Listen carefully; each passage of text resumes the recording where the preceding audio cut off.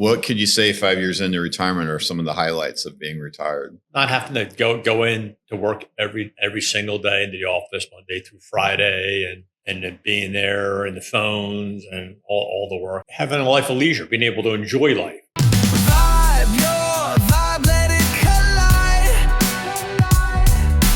Find your tribe where truth can't hide. So vibe, your vibe. Hi, this is Vibe Your Vibe, and we're happy to welcome Glenn Meeder. He's a 35-year veteran of Palm Beach County as a fiscal manager, accountant, and he's been retired now for 5 years, soon to be 6.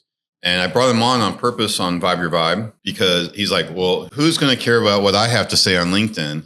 But I thought it'd be very interesting, being 5-year veteran of being retired, to find out how did he plan for retirement? What did he plan? Because I happen to know, I think Glenn is actually busier now being retired than he was when he actually was working. We're going to dive into that. I'm hoping to find out a little bit more about that. And also, the plans that he made and how he got to where he's at. Anyway, Glenn, welcome to Vibe Your Vibe, and thanks for taking your time out. We're not going to be diving in deep into financial management or anything like that. This is really more about mindset, right? Absolutely. And because so many people that retire maybe not have something to do, and they end up just sitting at home, twiddling their thumbs. Right. Well, how many years prior to retirement did you actually start kind of making a plan? Obviously, I think being a county employee, you had a pension and things like that. Correct, yeah. And again, I don't really want to dive into the financial aspect of things. It's more about the mindset. Like, what was it that triggered your decision to go ahead and retire? Did you have a plan? Like, when your last day was there, did you because from my memory, you kind of rolled right into a different lifestyle almost immediately that was super busy. Could you tell us about how you planned in that and how that all worked out? Well, if you go back historically, like when your grandparents worked and the grandfather mostly and the grandparents, they would work and they would stop working, and it'd be like a jolt. You always think back to that. It'd be a jolt to their system because they're so used to the continuous working every day. And then all of a sudden they stop. And there's not like a plan or what they want to do to continue on, is to keep moving along and keep your life going. And normally, typically, ironically, they would die within a couple of years after they retired. Not for anything else, just because their body wasn't used to not continually working, moving, and doing what they did, being active. What I did is I've always been involved in sports, volleyball, tennis, softball. Before I retired, I was already doing nighttime tennis, volleyball. So I was doing all that in the last, several years of working. But then a friend of mine who was retired, who I met through volleyball, told me about a softball league, Palm Beach Senior Softball Association. And they play Monday, Wednesday, Friday mornings at Calusa Park or John Prince Park. So even before I walked out the door in retirement, already had the plan for my Monday, Wednesday, Friday mornings already being filled up with softball. And I signed up for the league even before I retired. So day one, January 3rd or 4th, when the league reopened after the holidays, then I was right there on the ball field and then continued on.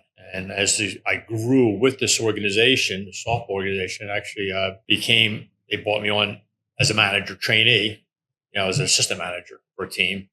Then I got thrust into being a manager, then became a director of in the organization, which is a large organization, about over 200 guys. And now I'm a director and also a team manager. How many teams are there in the league?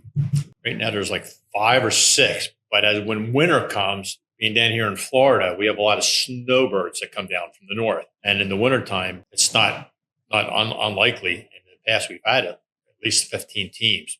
Three different divisions. We have a blue division, which is the older gentlemen, 70 and over, and the white division, which is middle of the road guys like in 60s and 70s, and then the red division, which is guys 55 to like 70, because it all depends on like your skill level, skill sets, and all that. You pretty much know like which division you want to play in.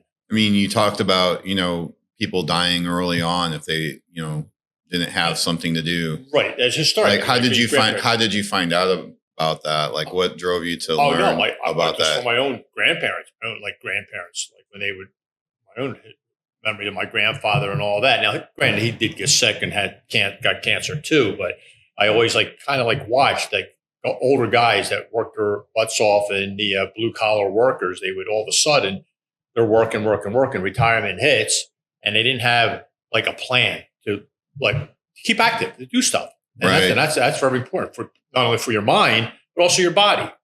So, thinking back to that, I always, I always want to be active when I retire, travel, play sports, and be very active just to keep going, so you don't miss a beat. Right. I don't have an actual study to quote, but I do remember talking to somebody from St. Louis, from my hometown, and they were talking about guys from, I guess, McDonnell Douglas, and same kind of idea. They're working, for McDonnell Douglas, work, retire.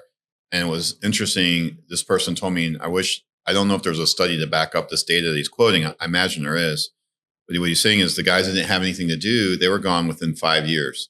The guys that transitioned out of that and either started a handyman business or started a hobby, maybe they became a fisherman or they decided to volunteer. There's so many different avenues that you can go to Absolutely. as a retired person Absolutely. that, you can volunteer for some kind of organization that you support, be that, maybe pet adoption, scouting, or, there's any number of organizations out there. Sure. I know my mother-in-law volunteered where she would like go and sit with elderly people that didn't have any family, right? They didn't have any immediate family, and, read a book to them or read a paper or just, companionship. So there's any number of activities, whether that's sports and you do it through a league or even maybe on your own. There's individual sports that you can do. I think just staying active and keeping the mind active is such an important thing. The one thing I remember my dad told me, you don't ever want to retire. He goes, that doesn't mean that you don't retire, but you want to have a succession plan to that so that you can stay active. For me, what it was developing hobbies, and then hopefully what will turn into maybe some income generation activities, like what I'm doing right now. It is, this is something I love to do. And I'm hoping that it can move forward to when I hit that age where I can maybe not have to be out active, 5-6 days a week. Maybe I can slow down to 3 or 4 days a week, but yet I still have that reason to get up every morning and do something. I think another thing is, and you mentioned it too, because you're a member of the Y, that's how we met. Right. Exactly. Is having that physical fitness thing. Because could you share, because I want to say, don't you participate? Obviously you have this team sports that you're part of, but don't you also participate just in regular physical fitness activities as well? Yeah. Actually, we were members of the Y, still are members of the YMCA. And then when I was down there, I actually got involved in volleyball. Down there, I actually joined. They were signing up. I said, "Oh, volleyball! This is even before I retired. I'm talking about years ago. I'm talking about maybe 10, 12 years ago." And I started playing volleyball at the Y as a group activity. It was like a team. A couple groups bought teams, so they had their own teams, and then there was a house team. So that's how I started on the house team, and that's where I met a few of the folks that I actually play tennis with actually today, back 12 years ago, through playing volleyball. And I think, doesn't the Y also have a pickleball? The Y does. I haven't done pickleball at the Y, but they do have pickleball at the Y. And I think if you show up there, they actually teach you how to play. I believe so. Yeah. The Y. So we'll put information about our local Y. But I think it's any Y. I mean, our local Y obviously has these programs. Every YMCA is probably going to be a little bit different on their program.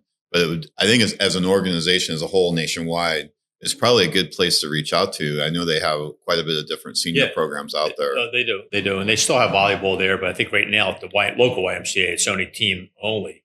And then what happened is that they got rid of the house teams at the Y, because I guess they got too many teams coming in with full teams, where a group would come in, pay whatever their $600 or whatever the fee is, and then they would have the whole team. So they eliminate the house team. So what happened is, through the guys, a couple of folks I knew, they told me about Sugar Sand Park, which is down at Boca Raton off of Military Trail in Palmetto. And they had volleyball down there 4 nights a week, open volleyball, where if you're non-resident, you go in, you pay your $5, and then basically teams were just assimilated there on the night, depending on the people and all that. So they pick people? Yeah. You'd be picked on a team, or the second, you'd be manager. Can you hear me? I said, do you get picked last? No, he's pretty tall, though. So he always gets picked. Now you're tall and you can go up and block or whatever. I mean, that's an attribute. So how tall are you? In there, 6'4". 6'4", yeah. So you don't get picked last. Yeah. I mean, if you're 5'3". Well, actually, people that are 5'3" are usually talented. Like, they might be talented setters, and the setter is huge in volleyball. Make sure you have a good setter. Yeah. I played there for several years, and then we branched off with a group from there because it got too crowded, actually. I mean, because they only had one net set up. And the other side of the gym, they had some fencing organization. There were people who did fencing with the swords, rented it out the same night. So you get five teams there, one court, and you're constantly rotating and sitting and all that. So a group that I was with, we bonded together and we actually broke off and start doing sand volleyball, beach volleyball. And, it was like 4-on-4. We did not 6-on-6, but 4-on-4 and played at different courts down in Boca Raton, sand courts. So down here in Southeast Florida, Palm Beach County, do you ever venture out into Broward or Dade with any of these activities, or pretty much you're staying super busy just inside of Palm Beach County? Because I'm heavily inundated with playing down in Boca Raton and here in Boynton Beach.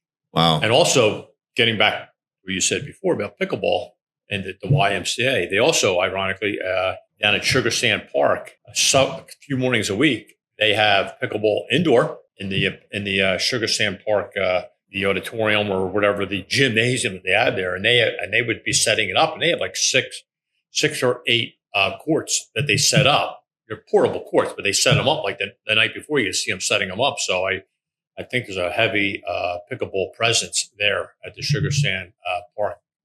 Interesting. Center. So one of the things that I just actually learned about is over there on High Ridge Road. Yeah. Kind of behind, like next to where Sherwin-Williams, the tri-rail station's kind of sitting behind there.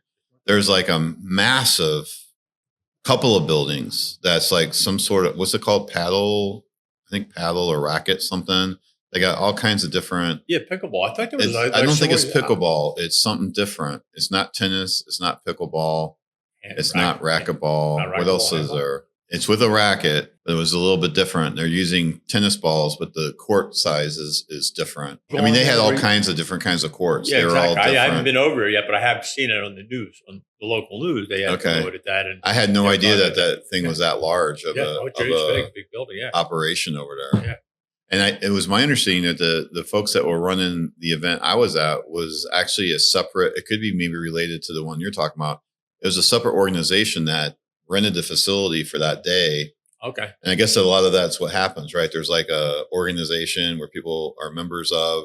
Right. And then they'll get a facility. Rent the facilities. Okay. So interesting. So you started several years prior to retirement to start getting involved and having the thought of what am I going to do with my time when I get out of retirement? Like how busy, are you as busy today as you were when you were working? Yeah.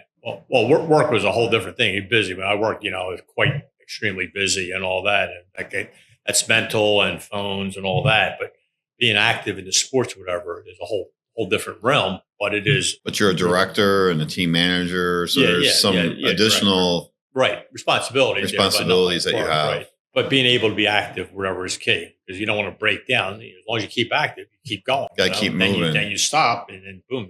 What other things are you doing in retirement besides the sports aspect of things? Well, we travel. I mean, we want to travel more, but like the mountains and in the Texas, Philadelphia. Well, we're from Philadelphia. Been up there. We vacation a lot up in North Carolina mountains. Love that. God's country up there. Mm-hmm. So we're going to do some more traveling. I've got some plans for travel next year. Oh, really? So when you do travel now that you have no time limitations, right? Instead of flying to get there quick and then renting the car because you don't want to take the extra day or two up and back or whatever. Now you guys are driving. Yeah, drive. Right.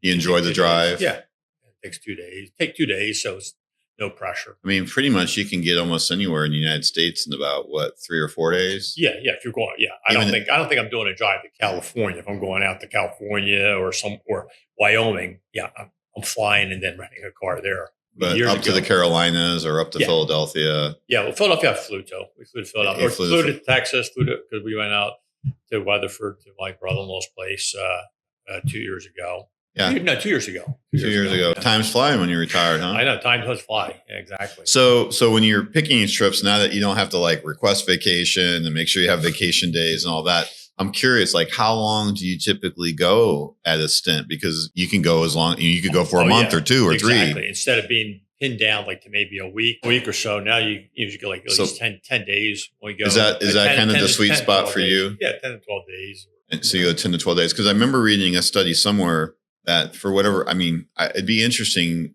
to see if there's a study out there for retirees on trips. I think this study is more targeted towards working individuals or maybe just individuals in general. And what it had said is that after 8 days of vacation, the benefits of taking a break from day-to-day grind, whatever that grind is, like for you, it's the sports and the management, the director, and for other people, it's that day-to-day, going to work and logging in from home or driving or whatever it might be. After 8 days, you've got diminishing returns of the impact of having that break. And what's interesting is you're pretty much right there at that sweet spot without, I don't know have you ever heard that study? Or, no, I have not. So you're doing like 10 to 12 days. You're spending, right. Probably somewhere between 3 and 4 days of driving out of those, which means that the actual time is interesting enough, according to this one study that I was reading about, hitting that kind of that sweet spot that, okay, taking a break, I've recharged the batteries, I'm ready to go back home. Because a lot of folks would ask, like, look, you could go for 3 months, 6 months. You could go for a whole year. Yeah. Nothing's stopping you. Yet you probably don't have any desires to be away from home and out of your routine for that long, right? Right. Yeah. No. But I do like multiple trips, because you go when you visit a spot, you enjoy it and all that. And then you maybe want to do something different, Yeah, you want to get back home, kind of get back into the groove a little bit. And then, so how many trips do you maybe take a year now that you don't have a limitation on how much vacation time? Actually, we were supposed to, when I retired, we were going to do like 3 vacations a year. And a couple of years, I think we've done 2, but we haven't gotten to that. You're doing about 3, 2. though. You're doing about 2 a year, and you're comfortable with that, I'm guessing. Yeah. I mean, obviously you've got the wherewithal. You could go for 3 or 4 or 5 if you wanted to. Sure, absolutely. But what you're finding is you're going for about 2 every year. Yeah, about 2. For about anywhere from 10 to 12 days, whether you're driving or flying. Right. Yeah, exactly. I think that's really interesting. And you go to different parts too, so you're getting to see different things. Have you traveled abroad much? No, the furthest we've gone is Jamaica. And, ironically, we're thinking about going to Bermuda again, where we went for our honeymoon. We're thinking the place is still there, beautiful resort in Bermuda. So we're thinking about going there next year. A place I haven't been to that I just feel like I absolutely need to go to is the Bahamas. We're so close. Yeah, we are. Like I talked to people on Delaware Beach where they rented out the little Hobie cats. I was talking to one of them one day, and one of the guys there that can captain for you if you want to get a captain of the Hobie cat. He actually took a Hobie cat. Whoa! From West Palm Beach to the Bahamas. It's that close. Yeah. He's like, it's not for the light of heart to do it on a Hobie cat. No. Something goes wrong out in the middle. Something goes wrong out in the middle. You might be gone. Yeah. Shark bait, right? Yeah, exactly. Yeah. But we're really close. Have you been to the Bahamas yet? We have been. That's their cruise where they take you and they drop. You go on the island and do the visitation. But we've not gone to stay in a hotel. Yeah, I'd like to go and do some fly fishing for some bonefish, maybe. Oh, okay. That would be good. Saltwater fish. Yeah. Oh no, I'm more of a freshwater. If I had, the bonefish, salt. What's crazy is I'm more of a freshwater fisherman. Yeah, I live right here in Florida. That's like fishing capital of the world for saltwater. But I don't know. I'm like you, like something about being up in the mountains and going for some wild trout. I mean, the wild trout, just so you guys know, is only like, they're not going to be these. Oh, large fish. Yeah. No, they're super small, but they're fun to catch. Oh, yeah. Yeah, because I think probably the environment is the main reason why they're fun to catch, right? I mean, it's just, and you have to go at the right time of the year too, because there's certain times when they're biting. Because we went on 1 year on our vacation, and I wasn't really catching any trout, and then found out my son had gone up with his family at a later time, and he went with a fly fisherman guide, and then he said that they were like down on the bottom of the fall, like the time we went too, ironically, and they said they really don't bite. You really got to get down onto the bottom and all that. Whereas previously, when I went up there, it was like the summertime, and just threw the little flies or spinners out there, and man, they catch one after another. Yeah, well, the conditions really dictate a lot. Yeah, definitely. I've gone in the wintertime. It happened to be it had warmed up after a long cold snap, and they were on. It was a float trip, and we put in, and we were there probably for like 40 minutes. Like, we were only going to be there for 5 minutes. It was just one after another after another. The guy that had dropped us off and put us in, he was going to go drive the car and drop it off at the other location so that we could get back. And he's like, you guys better get going because it's going to get dark if you don't leave. It was that good. It was crazy, crazy good. When it's happening, when they're biting, you're fish. What else would you have to add about, retirement life and life after working a 35-year career? Right. You want to be financially secure. So to anybody that's young out there listening, it's never too early to start a retirement plan. Even if you just put in $25, $50 a week just to build it up, because at the end of your career, you will be amazed. Investing in the right products, right investment, you can really, do a lot with your money, so you can live off your earnings on those funds. So you really need to invest.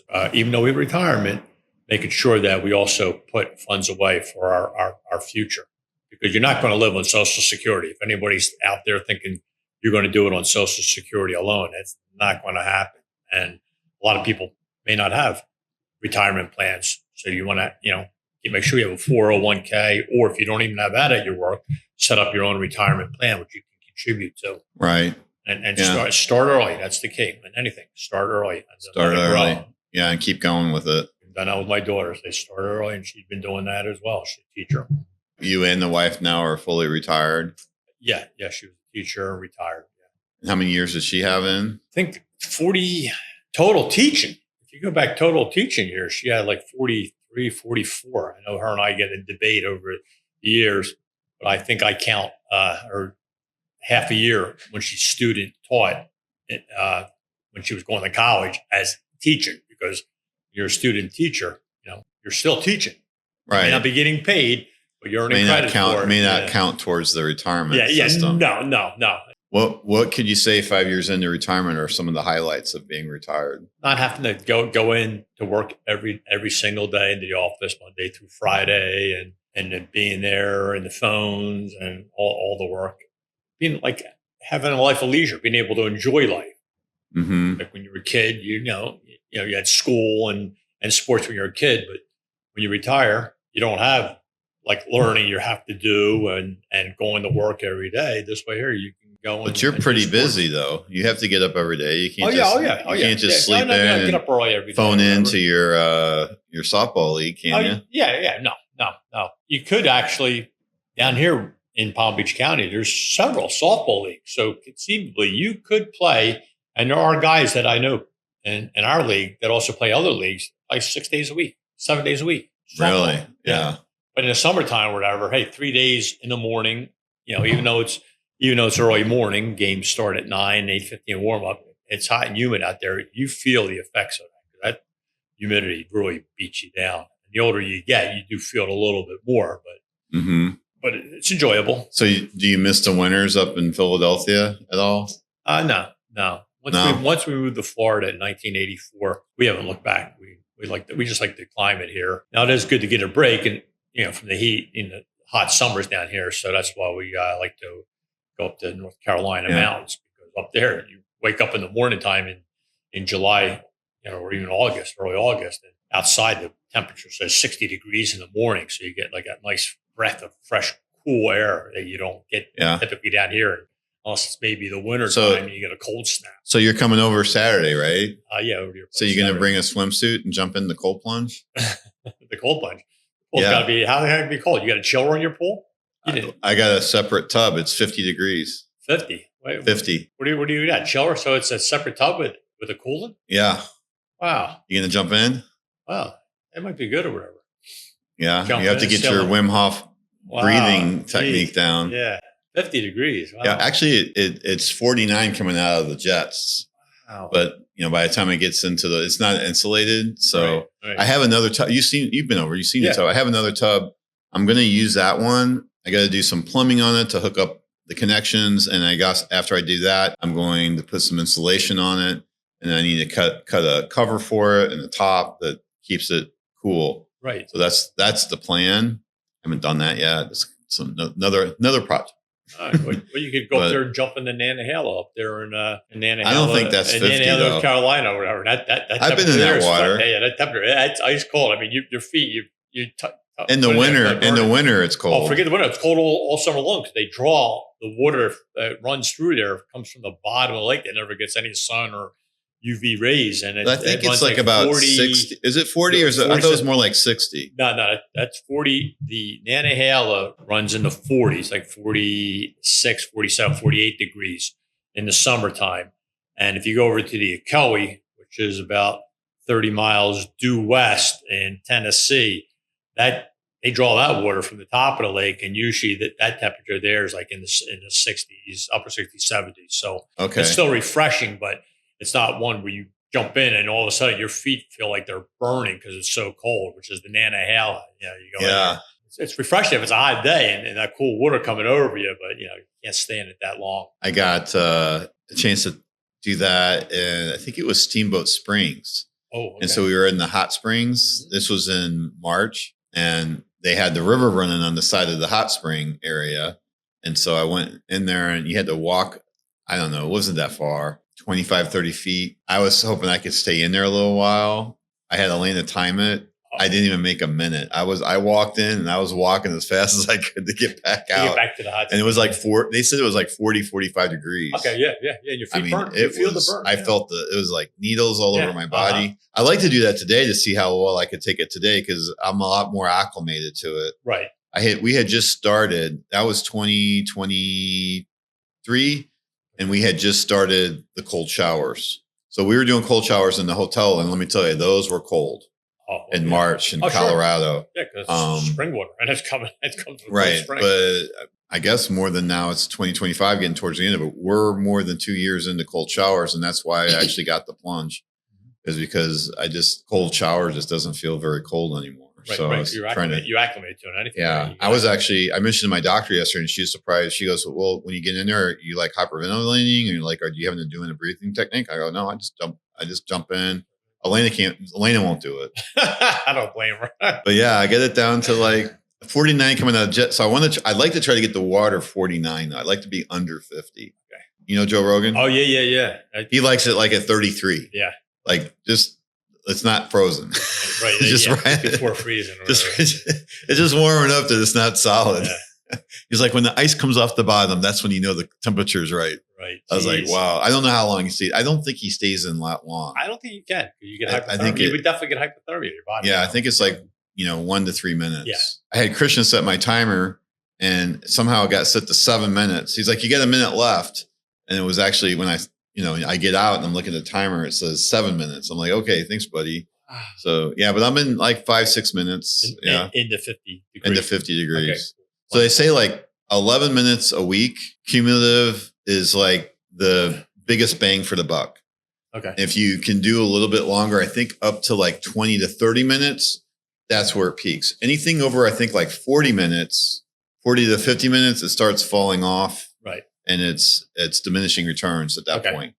And in fact, if you go even longer, it's actually harmful. Because it can it can reduce your immunity and make you maybe potentially susceptible to, like, if you have like a virus on your body or whatever. Oh wow! And if you're like in there for a super long time, yeah. Okay, I never do that. But but I'm probably in a pretty good spot doing like 20 to 30 minutes a week. A week. Yeah, I mean, most days I do it. I just find it I did it this morning. Very invigorating. When you go out too, you got like this morning. I noticed it was kind of high humidity and kind of warm out, not super high, but warm. Yeah, humidity. So you jump in there. So I started doing. Yeah, I did do some push-ups before I went in. Oh, okay. So okay, you got your body warmed up. I'm cheating a little bit, I guess. Maybe I don't know. Warmed up and you jump in. Yeah, but still, I think Christian. I think he put his leg in. He's like, no, I'm not doing that. I'm not doing that. So what else you got going on? So you go out with some friends. You have dinners. Yeah, I know that. Yeah, go ahead. Yeah, we do dinners. Pretty much takes up a lot of nights during the week because I do volleyball. Oh, so days and nights. That you said nights, yeah, so nights, you're doing volleyball. it days and nights. Oh, days and nights, yeah, volleyball. So softball's in the morning. No, and I guess softball in the morning. Yeah, and then volleyball, I guess, is inside. You can do that. Evening, I was doing that 2 nights a week. We were doing the sand, but now you got that 1 night a week, and then usually playing tennis. I was doing tennis. I am doing tennis 2 to 3 nights a week, so it's enjoyable. That's great. Constantly busy and all that. good activity, and everybody enjoys it. And even we can have guys that play tennis in our group that are in their 30s. And I'm like 67, and there's guys still in our 30s still playing with us, and we're keeping up with them. So that's a good sign. Yeah. So and then you're still not too old. Okay. With them. And they're good players too. We did it here in our community. They added a small time bingo, and then found out that they offered a big bingo over another friend's community on Tuesday evenings. And I've been going every Tuesday to bingo. Yeah, hoping to win. How big's the jackpot? Depending on the size. Now, the one over at the Friends Clubhouse, the big one, jackpots, you could usually get anywhere from $56 to $70 some dollars in a game. And then they have a couple progressive games that if you get the balls within 36 numbers, you could win $250. I thought it was going to be more like 4 or 5 figures. Is there maybe a limitation due to regulations on how big the pots can be? I think it just like grows. Yeah. Oh, it's how many people show up. And then they say, now right now we've been doing it in the summertime when there's a lot of snowbirds up north, but from what friends have said is that it gets packed. You really got to get there early to their big community center. You got to be there early. So they said there's not even a seat to be had. So how do they charge to play? Is it like by sheet? By sheets. Yeah, you go in and then there's different sheets for the different games. You buy initial sheets. You can buy anywhere from 3 sheets to 12. And everybody's got their little markers and they're going. Oh yeah, they're two-handed. Yeah, the little daubers. Are you two-handed yet, Glenn? Yeah. No, no, it's just one-handed right now. I'm doing one-handed. I've seen it. Are there people there doing 2 hands? Not seen anybody doing 2 hands, but I've seen people with 2 hands. They're like crazy. They'll have like 3 sheets. This lady, one lady had 5 the other night. One lady, 5 sheets, 5 or 6, and she got them like on a board. She has her board and 5 or 6 sheets. How much she keeps track of it? I thought the first night I went in, I was going to be a pro and bought 4 sheets. Trying to keep up with 4 was almost impossible. So my neighbor had 2. I gave her 1 to keep up with because I could do 3. 3 was manageable because they go at a pretty good pace, and 3 was manageable. So I had to give my neighbor 1. So you've not got 1 bingo? I have not. But my neighbor, a couple weeks ago, same night, 2 bingos on the same night, which is pretty good. Wow. Yeah. I think she had one for like $50 some and the other one for like 30 some. So. You're a shopper. Yeah. Like what? Like Facebook Marketplace? No. The food store. Yeah. I do all the food store shopping. Oh, okay. Yeah, the different store. Where do you get your gas at? Typically BJ's. BJ. Oh, you're Well, yeah, you're closer to BJ's than anything. Yeah, BJ and Costco. Right. I think I checked them out. They're both like the same price. BJ's is. Yeah, but if you drive over there, you just spend another 50 cents a gallon. Yeah. Unless you're just completely empty. Yeah, but then I pass it a couple times a week. Or softball. I guess I should. Yeah. I guess I should also mention Glenn's got a pastime and he's a car shopper too. He likes to shop for cars. Yeah. Well, that's already 3 years, once every 3 years. But not much shopping. I just roll into one lease to another. He's an Acura guy. Is that because that's what Acura is doing? Are they raising the price? No. When you sign the contract, you know what the price is. Yeah. Here it says at the end of the lease. Here's what the buyout is. So how come it went from 30 to 40? It was in the 30. I told her 30 some thousand or whatever. And then I think I looked at the statement, my monthly statement came in after that. And then I figured it out real quick. I didn't go back to look at the lease, but I figured it out. Plus she's going to get it with like low miles because we didn't go on vacation this summer. Well, whatever it is on the paper, the buyout. But so now you got to pay the paper. You're not getting the daughter discount. Yeah. The daughter discount sounded better at first. You walk the dog or just let it out the back? Yeah. Even though my daughter signed a contract, she got the dog that I would have no responsibilities. I would never be drugged into it. I end up walking the dog 4 days a week because she's working late and the dog has a set time when she goes out. Oh, your dog's on a schedule, huh? Yeah. Oh, and then if the dog doesn't go out in the morning time because of the garbage truck outside and the dog and Lindsay's got to be at work early. Dad, can you take Nellie out? I got to go. The dog won't go out. Then get up and take her out. Sounds like it. Yeah. My dog's that way too. Very much on a schedule. Yeah. Schedule and easy to take. We joke about it. I guess, did you ever see the movie Rain Man? Yeah. Oh yeah. Yeah. So when it's 5 o'clock, it's time to walk. And then go walk. And then at 6 o'clock, it's time to eat. And we always joke because she'd go walk, come back. And then she started, giving us problems. She's like, oh yeah. And we tell her it's not Wapner time yet. Now she's learned that Wapner time means it's time to eat. Then she gets even worse because you'd be like 10 to 6. She's like, hey, it's time for food. And I was like, not yet. It's 10 minutes to Wapner.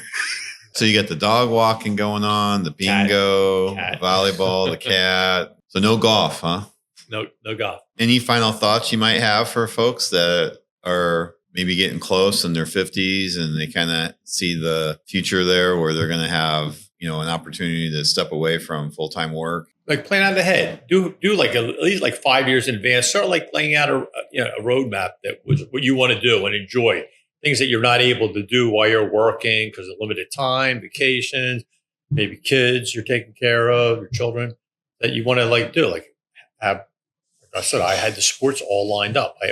So I assimilated right into that. So I didn't miss a beat with constantly doing something, like waking up in the morning and doing the sports. And the nighttime, I was already doing that years and years before that. So you're ready to go.